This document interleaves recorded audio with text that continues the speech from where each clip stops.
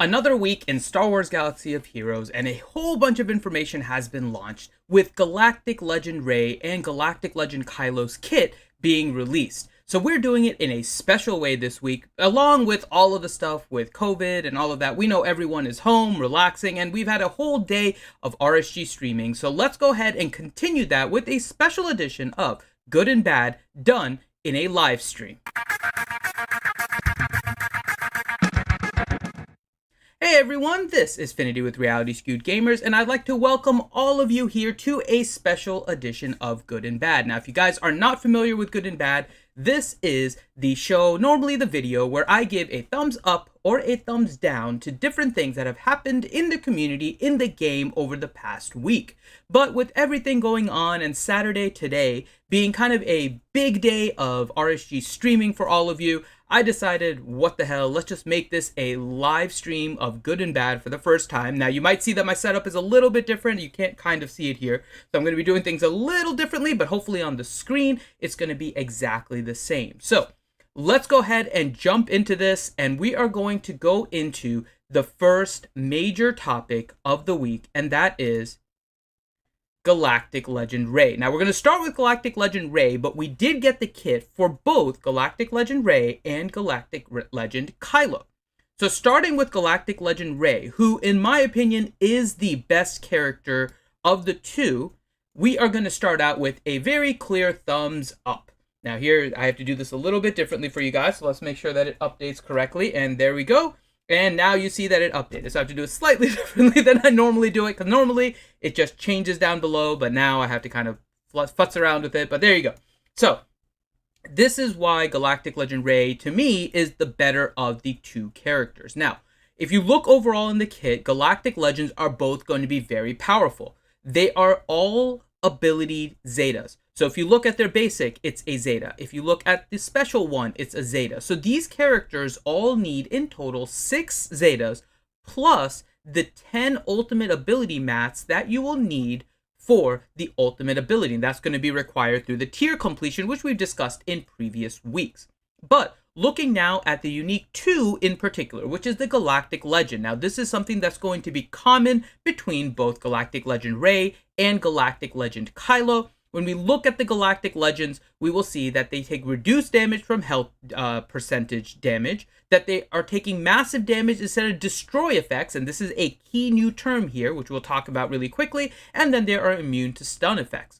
They also give 10% max health and protection per relic amplifier. So they get a huge bonus to health along with whatever you use as their lead ability to kind of run them along. The Galactic Legends are going to be very powerful, very difficult to kill characters.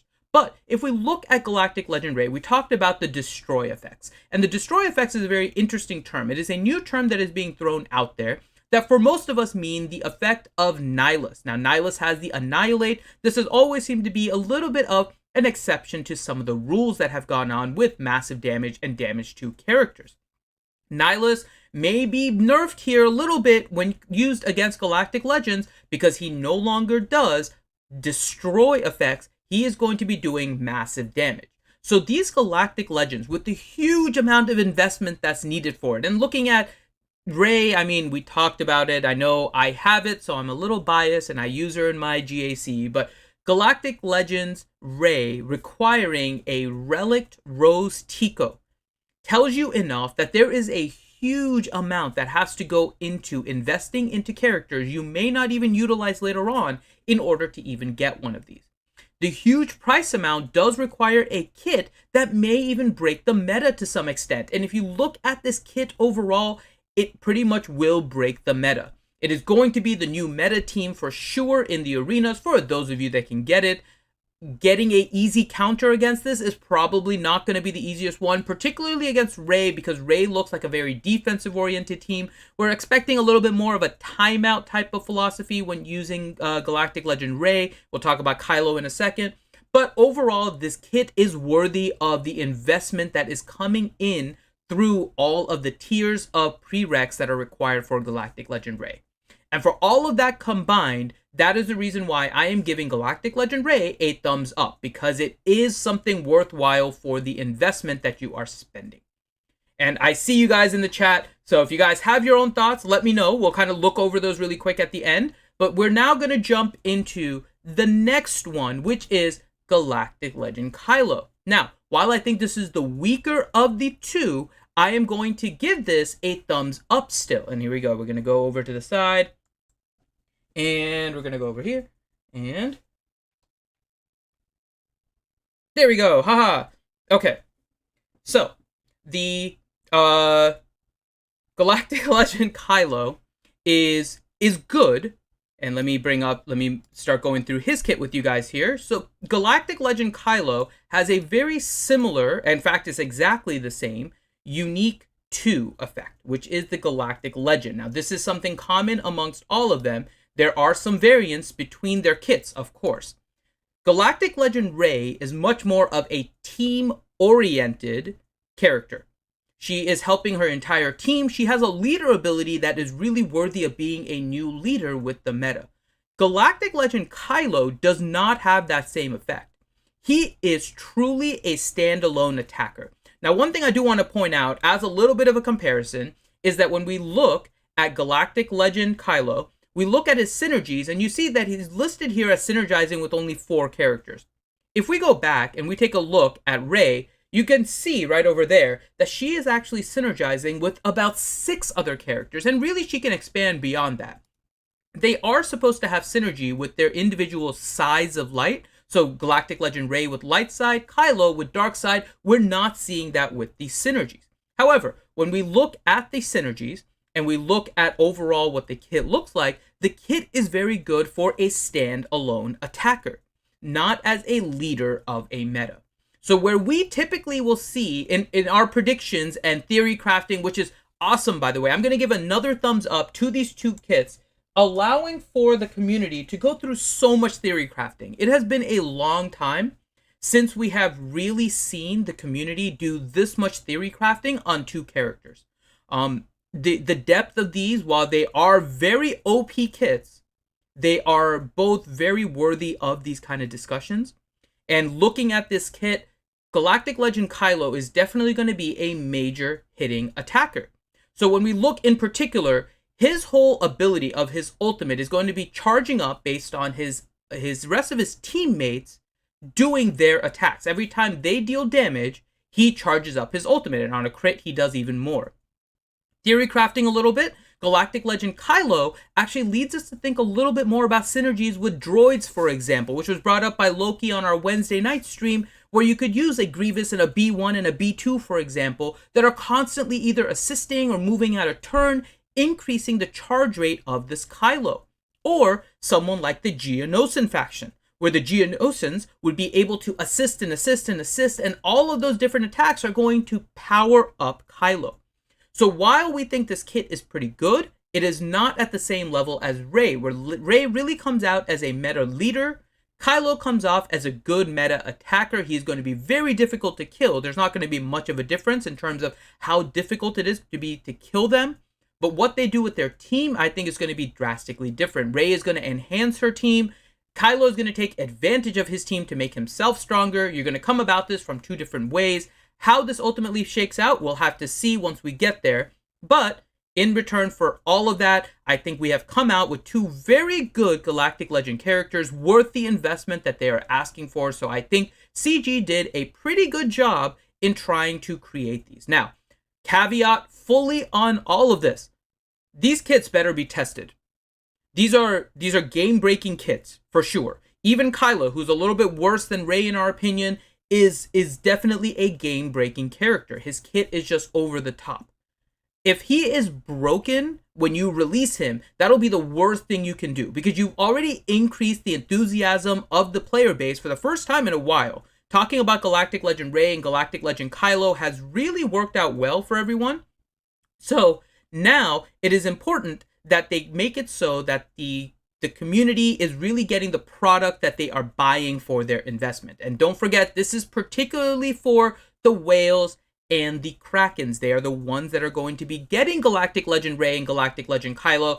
So you don't want to mess around with them. You've already disenfranchised most of the competitive free-to-play. The other free-to-play are all casual, so they're not as invested in this game. You are trying to milk a small market, CG, and that is perfectly fine if that is your business model. Don't F it up. That brings us to our next thing, which is a little bit of an update on a title update. Now, this one, I'm going to give a little bit of a kind of a mixed bag here.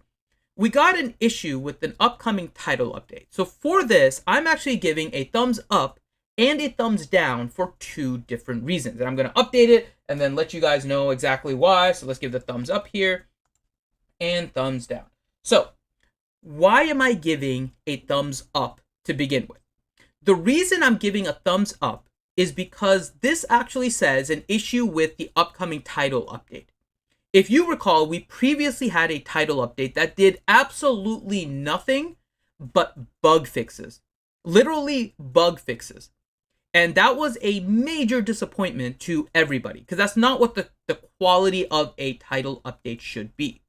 What this post actually acknowledges is that there is going to be a title update, and the content of that title update is actually going to be the Galactic Legends. And that is once again something worthy of it. If you remember the last time, it was GAC that really came out. So you're looking at that kind of high level, big item release with the title update. So I'm glad that they're actually releasing something more than bug fixes in their title update. That being said, the issue with older OSs is bound to happen. I don't particularly like it because 12 versus 12.1, I know that we're now, I believe, into 13, I think, or even 15 or something like that. I don't remember. So we're well beyond 12. 12 is an older version, but the 12 update eventually would phase out. So I understand that that was going to eventually happen. They're giving people warning, which is good. It's just always disappointing to see that these things are getting phased out. And I think largely is because of increased graphics. And players are not necessarily concerned about the increased graphics. They're worried more about the stability of the game and how it plays. And it seems like every time this is released, it actually gets worse and worse. And they haven't really done much to change it. They've acknowledged this with talking about their spaghetti code. So hopefully they are going to work towards this and make this a better code. But just for now, because this isn't very clear on why it's not working, and just my general suspicions based on the past and things they've talked about their polygon budget and fixing code, I feel like this is kind of a way for them to just kind of move on and trying to fix something from older. So I'm giving this a thumbs down. And for those of you guys in chat, I am reading chat. You guys are telling me not to read it because I'm going to get disturbed. I am reading it, and shame on you all for trying to disturb. You know what? Just because of that, everyone in chat is getting a thumbs down right now. Seriously. All of you trying to disturb me while I'm doing this live and trying to do it for you guys. You guys are being just awful. Just straight up awful. I'm trying to do this all, and you guys are just disturbing me and throwing pickles in the chat and just awful. Okay. We're moving on to the next one, which is going to be the general safety. Now, CG put out a post where they would not be able to go ahead and continue really doing the things in the exact same manner because of the coronavirus. So first off, to everybody out there, I hope that you are safe and you guys are doing what you need to. The social distancing, making sure that at least for a short time, you're keeping yourself safe and away from other people just to avoid those kind of sick contacts. I am glad that you guys are just making sure that you're doing your best to stay safe. And CG taking these precautions, I am giving them a thumbs down. Or thumbs up, not thumbs down. And I didn't give them a thumbs down, or giving them a thumbs up. So I'm glad that CG is actually doing these methods and taking the precautions in order to separate their team and doing what they need to in order to be safe during this time. Now, I think overall, the community would understand if there were delays due to COVID. COVID is kind of an isolated, very, very new kind of phenomenon, right? We don't normally get pandemics. And so them having to delay the game for a little while is understandable. But them also acknowledging that they're going to try and give us something more to do in this game is definitely something that I like. I'm honestly, if there is a delay with Galactic Legend Rey and Galactic Legend Kylo, we'll all have our suspicion. We'll all say that the characters weren't ready, there were bugs, it wasn't tested, or they tested it and they found issues. I mean, that is bound to happen, right? But in this time of coronavirus and the different pandemics, and of course, a different change in work atmosphere over at Capital Games, I think we should all be able to acknowledge that these are difficult times, these are different times, kind of roll with it a little bit and maybe not be as critical for those kind of issues, in particular the delays. And also, I want to say that if they come out with just something fun, that would be awesome. I think players are just looking for something to do in the game, enjoy it, play Galaxy of Heroes because they like Galaxy of Heroes, not because they feel they have to. And getting that change in mentality is something CG has to try to work towards. Depending on what they do here, I hope that they do kind of push towards that to get in actually fun into the game, not packs, not new characters. They should try to implement fun. But because of the overall message here, I am giving this a thumbs up for CG taking these precautions and acknowledging what everyone knows, is that the situation is difficult, not only for them, but for everyone, including the players. And during this time, they're still thinking of players and what they can do in order to keep us engaged in their game, whether it's for noble causes or whether it's because they want the continued investment in money. It doesn't really matter to me. They're doing it, and I'm glad for it. So, overall, when you look at this week, we obviously have 5 good and 2 bad. Now, last week, a lot of you people, especially those of you in chat right now, and yes, Wolfell, I am aware that you can give me a thumbs down as well. It's up to you if you want to do that. I'm just saying, you guys are all of a sudden, like, Minato is getting excited when Maz is licking stuff, and Maz is semi-denying it, and then there's Pickles in the chat. See, this is why. So, for all of you in the chat, I know that there was, yes, you people, Dr. Feelgood, all you people out there, all you skewers. Okay, so for all of you guys out there, there was a question last week because I had more downs than ups, but I still gave a thumbs up. And there's a little bit question of the thumbs up and the thumbs down system. So let me kind of give a quick explanation before I give you what the result of this week is. The thumbs up and the thumbs down system is just a basic overview of the number of good and bad things there were. It doesn't quantify, it quantifies it in terms of numbers of good and bad. It doesn't qualify it. So for example, if you lost $100 3 times in the week, I would give you 3 thumbs down because nobody wants to lose $100, but nobody wants to lose $300. But if all of a sudden you won $1 million, you would have 1 thumbs up and 3 thumbs down, and all of a sudden the week would be a thumbs up because the 1 million washes out the 300. Extreme example, I'm aware, but that is kind of the same type of process that I'm doing here. Sometimes the value of the good really outweighs the numerous number of bads, even though the bads are there in quantity. They're not major bad things. They're just bad things. They need to fix it, but it's not a huge issue. What they did do well is huge. So I am always looking forward to that. And thank you to Asuka for the super chat donation. And so for that, that is the reason why the thumbs up and the thumbs down is more quantitative, but the ultimate one is a qualitative assessment of the week.